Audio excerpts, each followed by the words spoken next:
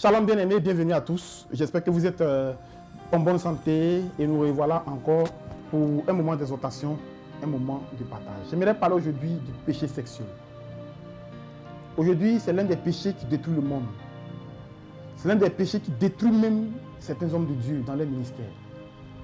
C'est l'un des péchés qui est à la base de beaucoup de choses qui nous arrivent, le péché sexuel. Bien, mais on est dans le monde, on fait ce qu'on a envie de faire. Mais quand on accepte Christ, on arrête certaines choses. Et même quand on n'accepte pas Christ et qu'on vit, il y a certains péchés dans lesquels, je n'allais pas dire que tous les péchés sont bons, mais ce péché-là, essentiellement, il faut le bannir de notre comportement. Si on parle de péché sexuel, c'est parce que, en commettant l'acte, nous ne sommes pas dans les dispositions qu'il faut, dans lesquelles nous devons être. Ou l'acte n'est pas bon au moment précis. Voici des gens qui sont mariés, mais qui commettent l'adultère, qui sortent avec des femmes mariées. Des gens qui ont leurs femmes à la maison, mais qui sortent avec des femmes mariées. Ou des femmes qui ont leurs maris à la maison, ou qui sortent avec des hommes mariés. C'est un péché sexuel. C'est ce que le Seigneur appelait l'adultère. Et le Seigneur a dit que aucun adultère ne verra Dieu, ne verra le ciel, ne verra le royaume des cieux. L'adultère est un péché terrible. Et beaucoup s'y adonnent. Beaucoup s'y adonnent.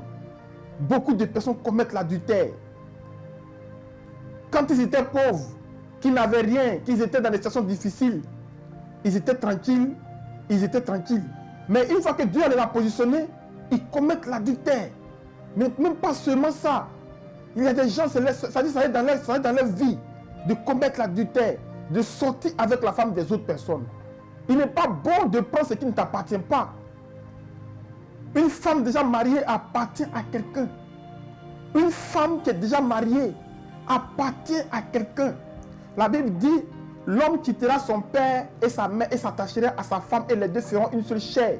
Ça veut dire qu'elle est mariée, elle n'est plus libre. Et souvent, il y a des personnes qui savent que cette personne est mariée, mais malgré cela, elle sort avec la personne. Il y a des femmes mariées qui ne sont disposées que pour des hommes mariés. Et ce péché-là, on l'appelle l'adultère. Il est mentionné dans la Bible, mais il est mentionné aussi dans les livres juridiques. L'adultère est un délit. C'est une infraction. Quelque chose qui ne t'appartient pas, il ne faut pas prendre. Et aujourd'hui, si beaucoup de personnes meurent, c'est à cause du sexe. C'est à cause du sexe. Les gens pratiquent le sexe pour le plaisir. Ils vont de femme en femme. Ça veut dire que quand lui il est là, la seule pensée dans sa tête, c'est le sexe. Ta femme est à la maison. Qu'est-ce que ta femme n'a pas pour que tu ailles chercher dehors? Qu'est-ce qu'elle n'a pas? Des gens n'ont aucun respect pour leurs femmes et pour leurs maris. Ils commettent l'adultère comme si c'était, comment on appelle ça, un péché banal. Et quand ils finissent l'acte sexuel, ils vont se laver. Ils pensent que parce qu'ils se sont lavés, ils sont propres. Non. Et des gens même vont jusqu'à prêcher pour dire que commettre l'adultère, c'est normal, en ayant plusieurs épouses.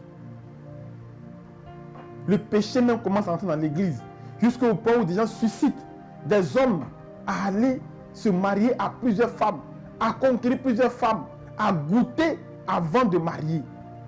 Ces pratiques-là ne sont pas de bonnes pratiques.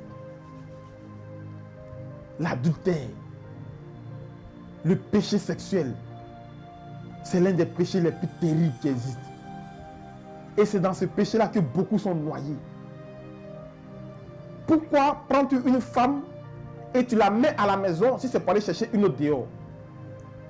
Autant la laisser toute dehors et continuer à courir de femme en femme. Ta femme est à la maison et toi tu ne cours que derrière les jeunes filles. Toute ton existence, c'est le sexe. Tu ne peux pas passer une journée sans le sexe. Je connais des personnes pour qui le moment de mission, quand on dit à mission, c'est là qu'ils sont contents. Parce qu'ils vont aller faire du péché sexuel aller sortir avec les filles dehors. Les jeunes filles insensibles, j'allais dire qui sont sensibles, qui n'ont même pas encore 18 ans, 17 ans, qui vendent de l'arachide, qui vendent dans les maquis. Ils vont là, c'est le moment d'aller draguer ces filles-là, sortir avec elles. Alors qu'ils ont des femmes à la maison, elles ont des maris à la maison. Vous commettez l'adultère et vous êtes assis devant le Seigneur. Vous priez chaque jour, vous partez à la messe, vous partez au culte. Alors que vous, quand vous sortez de là, vous commettez l'adultère.